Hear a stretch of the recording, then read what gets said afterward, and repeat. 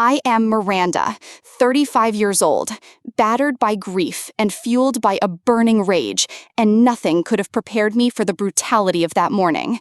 The air was thick with silence as I sped along the cracked pavement, my pulse erratic with dread and fury. My mind replayed a single, devastating act. My parents had abandoned my 8-year-old son, Ethan, at a desolate church, a sacrilegious display of loyalty to their twisted ideals. Rushing up the worn steps of the church, I was met by a scene that could have been ripped from a nightmare. The building's long, cold corridors expanded before me like a dark labyrinth, each stone and stained glass window whispering secrets of betrayal and neglect. Shadows danced along the walls, intertwining with the remnants of cherished memories, distorting them into echoes of guilt and remorse. With every step, the hollow sound of my footsteps mingled with the weight of accusation, as if the very structure of that place were condemning my family's inhuman act.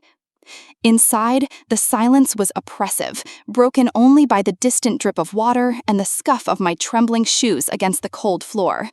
I could almost see little Ethan's small handprints lingering near a pew, silent testimony to a child's shattered trust. The chill of the stone seemed to seep into my bones, mirroring the coldness that had been etched into my heart by the very people who were meant to protect and cherish us.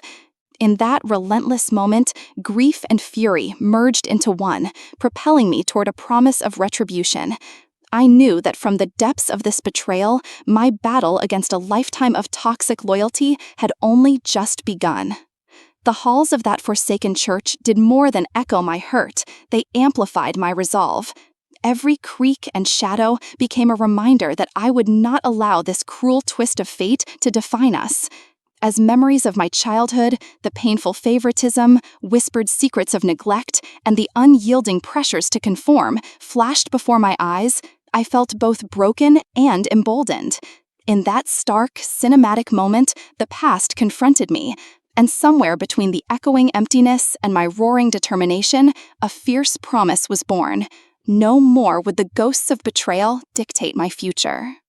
I stand in the dim afternoon light of my quiet living room, a storm of fury and sorrow churning within me, when suddenly the past crashes in like a relentless tidal wave. One moment I'm pulling a thread on the frayed edge of an old family photograph, the next I'm submerged in the vivid flashbacks of my childhood, each memory more piercing than the last. I remember the days when silence was my punishment. In our cold, sterile family dinners, my voice was always the one that went unheard. Even as a young girl, I dared to speak when injustice reared its head, only to be met with silent disdain. In one heartbeat, I see a dinner table where my little brother Vincent sat at the center of adoration. His jokes were met with gleeful laughter, his minimal achievements handed out like trophies of favoritism. I, on the other hand, was nothing more than an inconvenient reminder of the lost cause of defiance. Those sharp, breathless moments of rejection reverberated inside me and still do.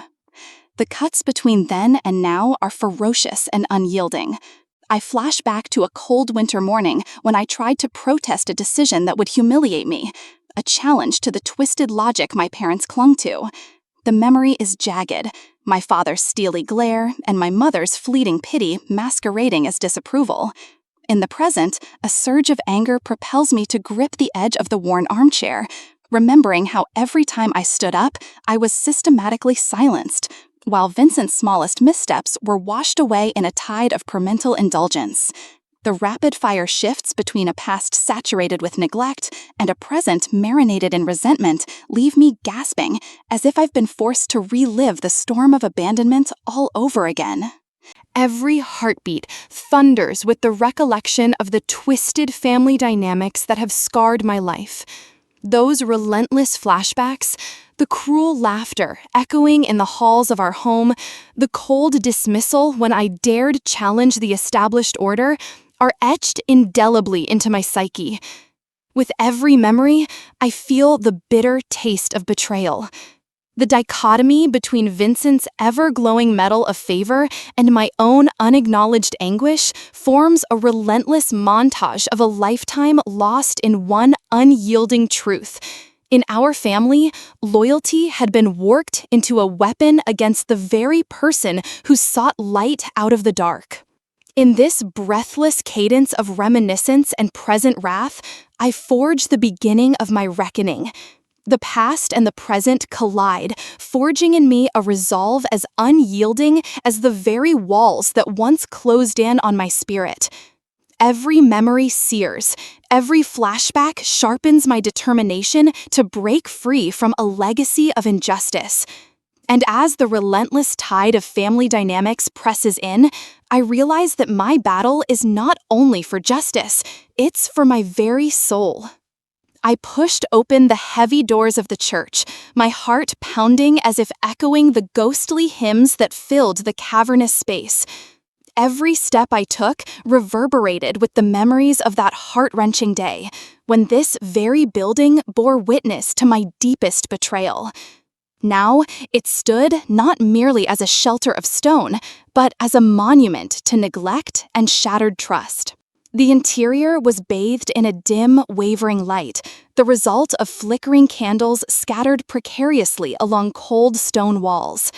Their flames trembled in the stagnant air, as if struggling to hold back the inevitable darkness. Shadows danced eerily across the worn pews and ornate columns, each movement reminiscent of specters from a past that refused to be forgotten. I felt as though I were wandering through a labyrinth of memories, where every corner held the whisper of a long-buried secret. As I ventured deeper into the church, the distant sound of an echoing hymn, half-remembered and distorted by time, slipped through the silence. The melody, fragmented and forlorn, seemed to carry the voices of those who had suffered here before me.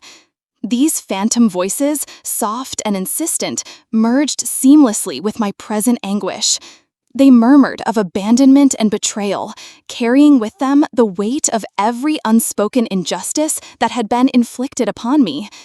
In that relentless moment, the church became an unsettling mirror reflecting the fractured parts of my soul. I paused before a tattered altar, where a solitary candle struggled against the creeping shadows. Its frail light illuminated the stained surfaces, revealing carvings and symbols that hinted at old rituals and lost faith. Here, in this sacred yet desecrated space, I finally felt the overwhelming presence of a ghost, the ghost of my own broken trust. It was as if the very air vibrated with the sorrow and rage that had built up over the years.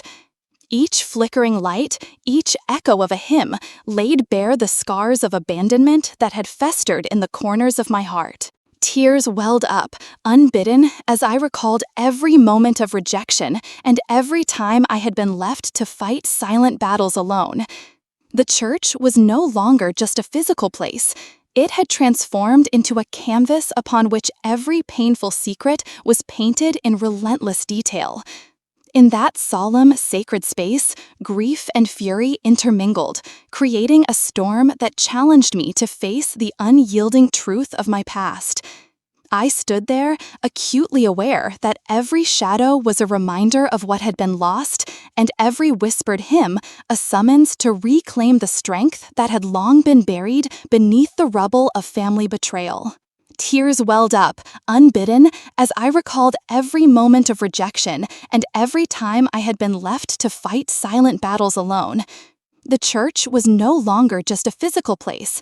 It had transformed into a canvas upon which every painful secret was painted in relentless detail.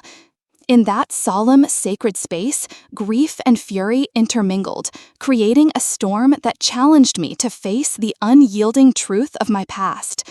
I stood there, acutely aware that every shadow was a reminder of what had been lost, and every whispered hymn a summons to reclaim the strength that had long been buried beneath the rubble of family betrayal. Tears welled up, unbidden, as I recalled every moment of rejection and every time I had been left to fight silent battles alone. The church was no longer just a physical place. It had transformed. I reached a breaking point, a moment when silence was no longer a sanctuary but a chain holding me captive. Fueled by the searing pain of betrayal and the weight of unspoken truths, I traded the heavy burden of inaction for the possibility of justice. Every step toward the law office felt like stepping deeper into a battleground where my past would finally meet its reckoning. The law office was a claustrophobic maze of towering case files and cramped corridors lined with worn leather chairs. Aggressive legal jargon echoed off the stale walls, as if each word were an indictment of the years I'd spent muting my inner turmoil. I could feel every scrutinizing gaze as I sat across from Gabriel Morales, a seasoned attorney whose calm intensity promised not just legal strategy, but a lifeline in this relentless storm of betrayal. Gabriel's eyes, steady and unyielding, met mine as I began to recount the horrors that had defined my existence. With every detail, the cold dismissal at the church, the subtle turns of family favoritism, the silent acceptance of cruelty, I laid bare the secrets that had festered too long. His pen moved furiously over his legal pad, punctuating my narrative with pointed questions designed to peel back layers of accumulated pain. In that suffocating space, each sentence I uttered felt like a mini trial, where the evidence of my suffering was meticulously evaluated and prepared for a battle that stretched far into the murk of family history. The clamor of harsh legal discourse and the oppressive weight of case files created a microcosm of judgment, a realm where every word was weighed, every memory dissected, and every hidden truth pulled into the unforgiving light of accountability. Gabriel's measured tones and incisive questions cut through the murk, forcing me to confront the raw scars I had long hidden. This wasn't merely an interview, it was an unveiling of my soul in a theater of relentless scrutiny, a necessary confrontation with the demons that had defined my life. As I left the office that day, the echoes of that intense session reverberated through me. I realized that my legal awakening was not simply about enlisting an ally. It was about reclaiming the dignity that had been relentlessly chipped away by a lifetime of betrayal. The battle was now twofold, one that waged within the tough confines of legal proceedings, and another that raged in the depths of my heart. With Gabriel by my side, acting as both my guide and my adversary to the perverse loyalties of my family, I stepped forward, determined that every scrutinized word would be a building block in the construction of a new, defiant future. The hour was late, too late for sleep and too early for forgiveness. I was holed up in my cramped study, its only illumination the harsh glare of my laptop screen and the pallid light of a single desk lamp. My pulse pounded in rhythm with the rapid keystrokes as I combed through a maze of digital records and financial statements, desperate to find a crack in the facade of that so-called guaranteed cryptocurrency investment. Every new file I opened deepened the gnawing suspicion that this was not a stroke of luck, but a carefully orchestrated con. A series of clandestine phone calls had punctuated my nocturnal research. The voices on the other end were shadowy whistleblowers, anonymous sources hinting at the truth behind the promise of easy wealth. Their murmurs were half stifled by fear, yet clear enough to send shivers down my spine. One caller, his voice trembling with urgency, revealed that suspicious transactions had been funneled through offshore accounts. It wasn't luck, he insisted, it was premeditated.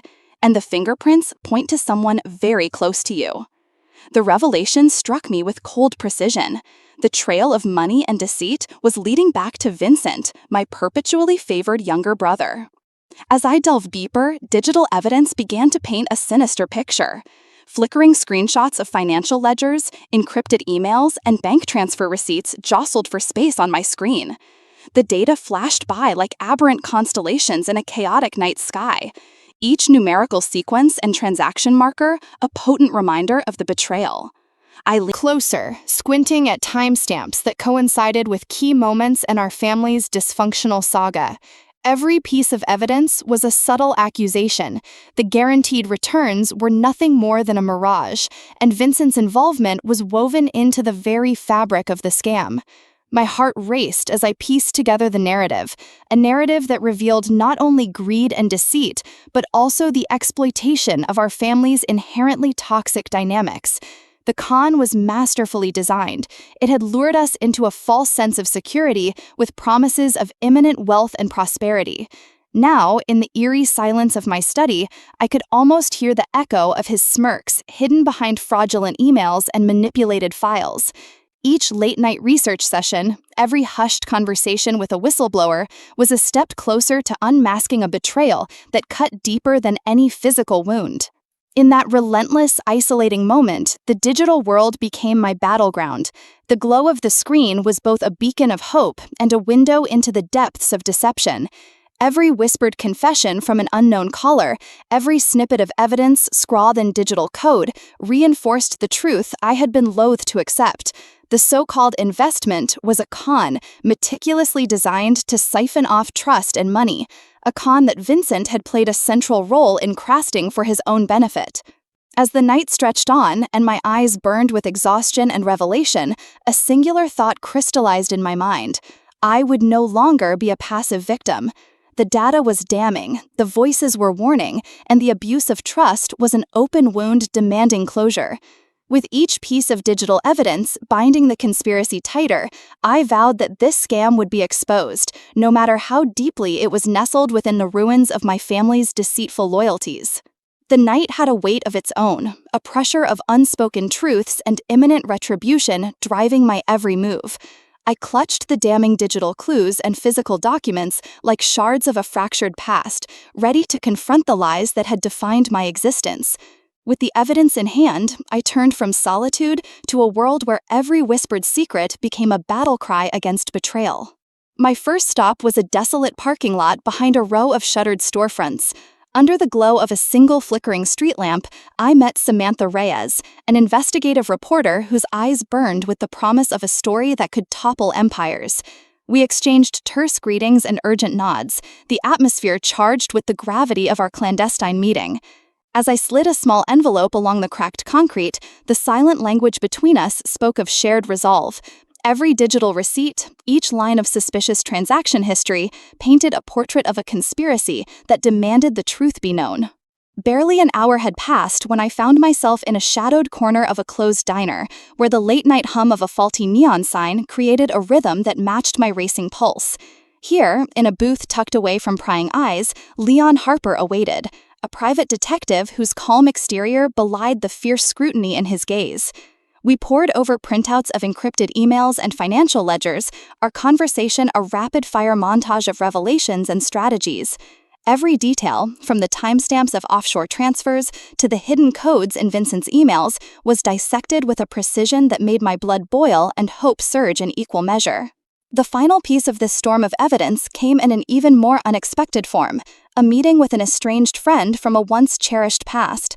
In a secluded back room of an old community center, a woman I had long believed lost to time and betrayal reappeared. Her presence was a reminder that not all ties were severed by familial deceit. As we exchanged hushed words and secret documents, the air grew thick with memories of shared promises and the unyielding pain of abandonment. Every ink-stained page and every whispered confession reinforced our determination to uncover the depths of deception that had long gone unchallenged. In a series of rapid, breathless encounters, each set against the cold interplay of dim light and encroaching shadows, the evidence began to form a mosaic of relentless truths. Every secret document passed hand to hand, every furtive conversation in darkened corners served as a declaration of war against the lies that had ruled my life. The gathering storm was no longer just a convergence of data and testimonies. It was the embodiment of my resolve, a powerful current that would soon surge into an all-consuming force for justice.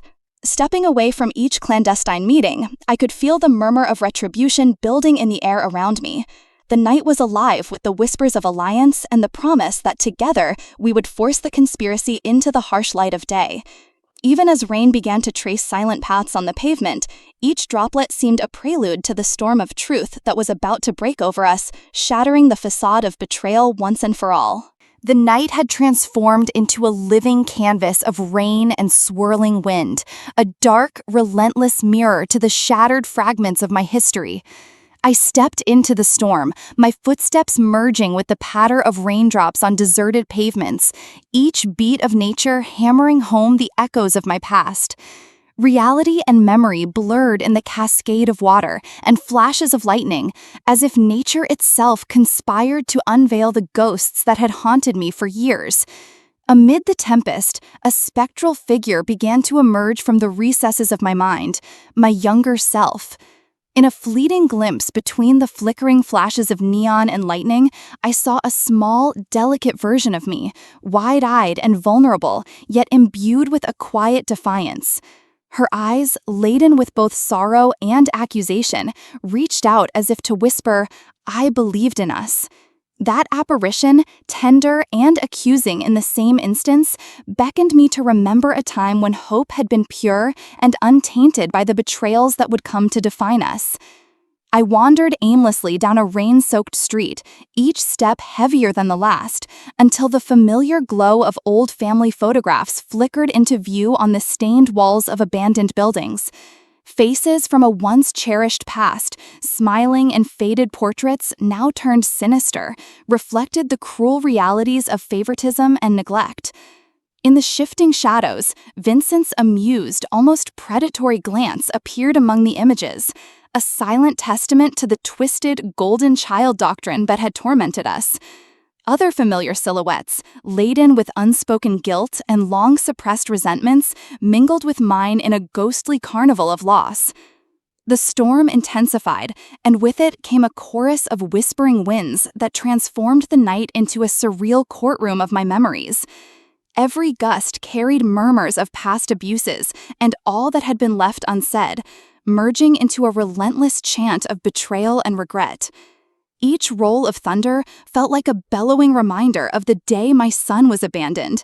Each jagged bolt of lightning, a flash exposing the deep scars of my broken trust. In that blurred realm, the boundaries between revenge and redemption began to twist, leaving me to confront a poignant question.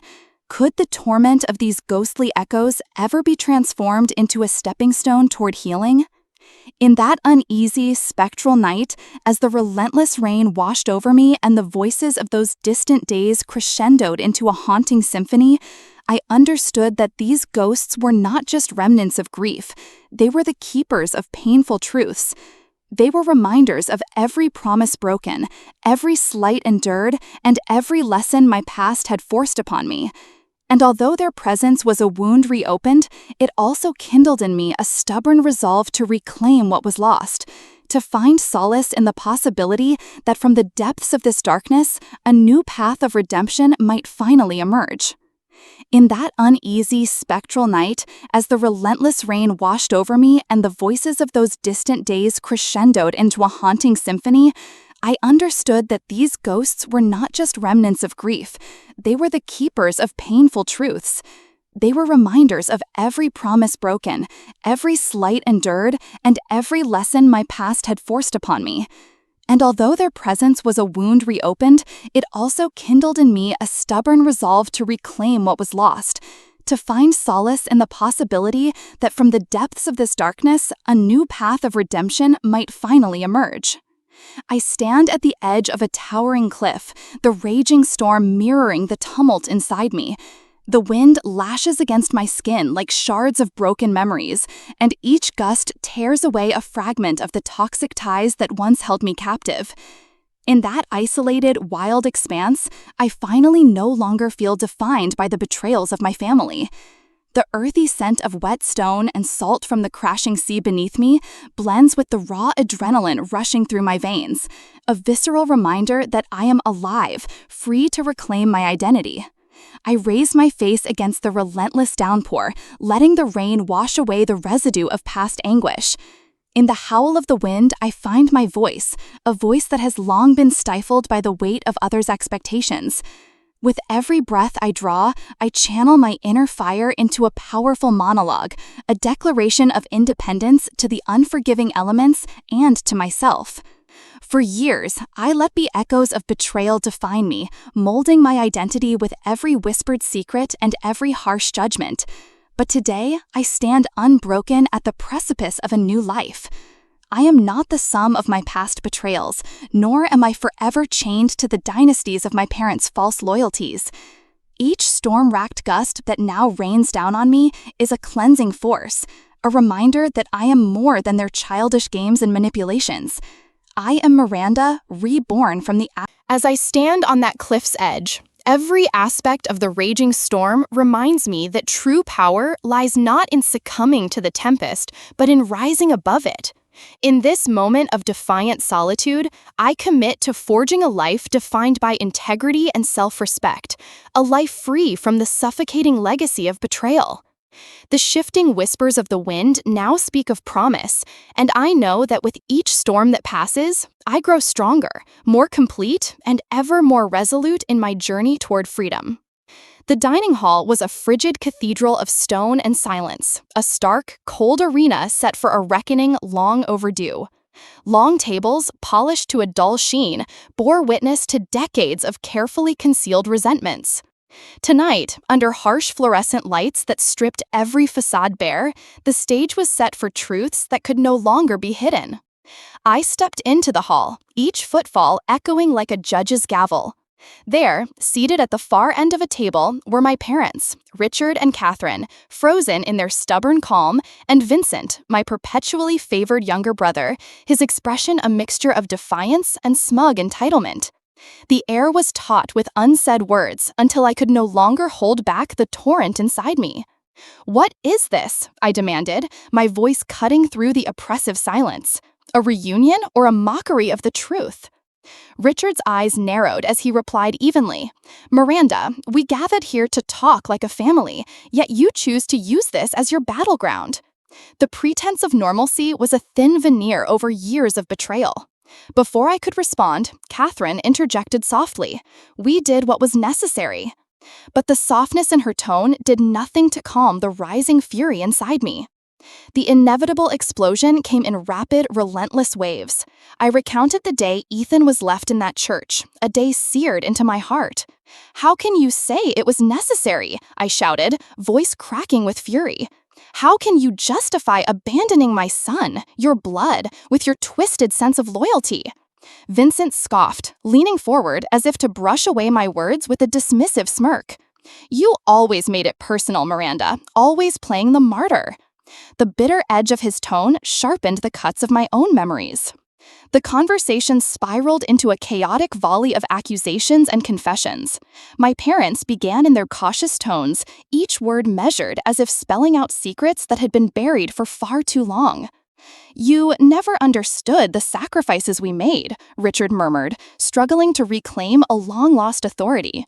The air grew thick with emotions, resentment, denial, and explosive truths colliding like thunder. I could feel the pulse of every heartbeat in that hall as I faced them head-on. "Sacrifices," I spat. "You sacrificed my son's innocence, my peace, our family's future, just to keep your illusions of perfection intact?" Every sentence became a duel in itself, a barrage of bitter accusations. Catherine's eyes shimmered with tears that she quickly masked with defensiveness, while Vincent's smirk faltered as years of secret manipulation and favoritism were laid bare in the glare of my fury. His voice, usually calm and rehearsed, wavered with an emotion he had long hidden beneath entitlement. "I never meant to hurt you," he finally confessed, as if caught off guard by the intensity of the clash. The cold walls of the dining hall seemed to reverberate with our anger. Each shout, each desperate plea for understanding, stripped away the carefully constructed illusions of a perfect family. In that frigid space, every harsh word, every trembling accusation became a testament to wounds that had festered for years. The relentless torrent of emotions left no room for gentle reconciliation, only the raw, unforgiving truth of a family in disarray. In that charged moment, the reunion transformed into a battlefield, a place where long-buried resentments erupted into a storm of unfiltered truth. I realized that this confrontation wasn't just about punishing them for past betrayals. It was about reclaiming my identity from the clutches of a family that had long defined itself through manipulation and favoritism. I would no longer be the quiet martyr of their twisted legacy. Stepping into the marble corridors of the courthouse felt like entering the lion's den, a place where every truth was set on trial and every secret was waiting to be unearthed. The courtroom, with its austere wooden benches and stoic portraits of justice, was charged with an energy that mirrored my own turbulent emotions. Today, my personal battle against betrayal would collide with the relentless precision of the law. I took my place at the witness stand, each beat of my heart punctuating the silence that had settled over the room like a dense fog. Across the aisle, my staunch ally, Gabriel Morales, prepared to unspool the damning evidence layer by painstaking layer. With one sweeping motion, he unveiled meticulously gathered documents, emails, financial ledgers, and encrypted messages that exposed how Vincent, and by extension, my parents, had manipulated trust for their own gain. Each document hit the room like a legal gavel, resonating with the weight of years of deceit. The proceedings quickly escalated into a relentless barrage of testimonies and objections. Witness after witness took the stand, their voices a mix of trembling resolve and controlled indignation, recounting details long concealed behind closed doors. Every uttered word was laser-focused, forcing the courtroom and my family to confront the dark underbelly of our shared past. At one point, the opposing counsel's clipped objections rang out sharply. Objection, hearsay. Objection, relevance. Each objection was countered with precision, the judge's firm rulings slicing through the rehearsed denials like lightning through a storm. In the midst of this turmoil, I recounted the day Ethan was abandoned, the countless nights spent piecing together fraudulent transactions, and the ceaseless pain that had driven me to this defining moment. My voice, though laced with vulnerability, carried an undeniable strength, a declaration that the burden of our family's legacy of betrayal could no longer silence the truth. Then came the dramatic crescendo. Gabriel stepped forward and presented a pivotal portfolio of documents. As he methodically laid out the damning evidence, the room transformed into a battleground of raw facts and shattered facades. Each paper, every timestamp and footnote unraveled the carefully constructed narrative my family had long cherished. It was as if the glowing digital evidence illuminated every hidden corner of our past, leaving no room for further denial. The deliberate unveiling forced every attendee to reckon with the painful reality.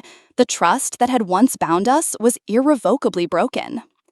In that charged duel of legal strategy and emotional confession, the courtroom shifted from a place of procedural formality to a stage for a brutally honest reckoning. The judge's measured interjections and a rapid-fire exchange of objections punctuated the session, underscoring the profound gravity of our collective history. As each piece of evidence was scrutinized and every testimony laid bare the scars of our toxic ties, I realized that this relentless clash was not just about retributive justice. It was about reclaiming my narrative and redefining the very notion of loyalty. Every objection hurled, every counterpoint delivered, resonated as a claim to my right to truth and dignity. In that intense, unforgiving arena, the dark legacy of family betrayal was exposed under the harsh glare of judicial inquiry. I was no longer a passive victim. I stood as a warrior, armed with the power of undeniable evidence and the burning need to forge a future untarnished by the sins of the past. In the early light of a cold morning, the final pieces of our carefully woven deception started to fall apart as if pulled by invisible, relentless hands. I watched in quiet disbelief as, one by one, the evidence we had so painstakingly gathered was unleashed upon the public. Recorded confessions, unintended yet damning, played on every screen, their grainy images and halting voices shattering the veneer of respectability our family had long maintained. The first shockwave came in the form of a video clip released unexpectedly by a former insider. In it, Vincent's flawless composure cracked as he admitted in stuttering, remorseful words details that linked him unequivocally to the cryptocurrency scam. His confession, recorded in a private call turned public reveal, was intercut with screenshots of meticulously compiled financial ledgers and email trails that no one could argue with. The blinding clarity of the digital records, paired with his faltering tone, left viewers gasping, their outrage mounting with every minute that passed. Barely had the video echoed across news networks when a cascade of documents was streamed simultaneously by the investigation team. In a rapid-fire sequence, irrefutable contracts, time-stamped bank transfers, and encrypted communications revealed the intricate network of offshore accounts and fraudulent transactions, each piece a bullet in a barrage that dismantled the myth of a guaranteed investment. The documents rotated across public feeds, their stark black and white lines illuminating a truth that was as cold as it was unavoidable. The relentless barrage didn't stop there. In press conferences held in real time, Samantha Reyes, whose dogged pursuit of the story had become legendary, shared live updates from the heart of the investigation. Her voice, steady yet impassioned, translated legal jargon into biting revelations that punctured every excuse and denial my family had clung to for years. Every question she fielded, every piece of evidence she confirmed, added another layer to the crumbling facade of deceit. The relentless barrage didn't stop there. In press conferences held in real time, Samantha Reyes, whose dogged pursuit of the story had become legendary, shared live updates from the heart of the investigation. Her voice, steady yet impassioned, translated legal jargon into biting revelations that punctured every excuse and denial my family had clung to for years.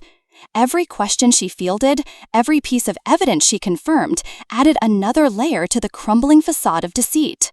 The relentless barrage didn't stop there. In press conferences held in real time, Samantha Reyes, whose dogged pursuit of the story had become legendary, shared live updates from the heart of the investigation.